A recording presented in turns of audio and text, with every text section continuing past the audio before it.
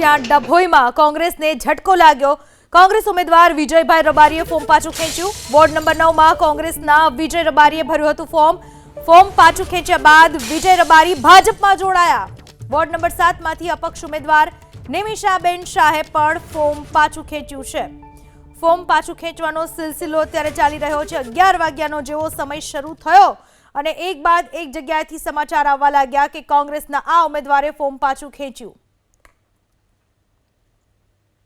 40 વર્ષનો અનુભવ ધરાવતા આપણા લોકલાડીલા ધારાસભ્યશ્રી જેમનું આજનું સ્ટેટસ છે કે પરિસ્થિતિ બદલાય તો રણનીતિ બદલવી પડે, જેના ભાગરૂપે પેલું કબડ્ડીનો ખેલ જેવું કામ છે કે કબડ્ડીનો ખેલ રમીએ તો લાઈન ક્રોસ કરીને બી પાછું આવી જવાય અને કોઈને પાડીને પણ પાછું અવાય। એટલે તમે જે કહો છો એ સાચી વાત છે। મારો અંગત મિત્ર, મારો ડાબો જમનો કહેવાય, એ માણસ એક સીટ ભાજપને ખોળે અર્પણ કરી છે, એ બદલ અમે બહુ આનંદની લાગણી અનુભવીએ છીએ। સાથે સાથે ધારાસભ્યશ્રી, જિલ્લા પ્રમુખશ્રી એમને પણ આનંદની લાગણી છે। એટલે હું કહેવાય કે રણનીતિ ચાણક્ય નીતિ તો ખરી જ રાજકારણ એટલે,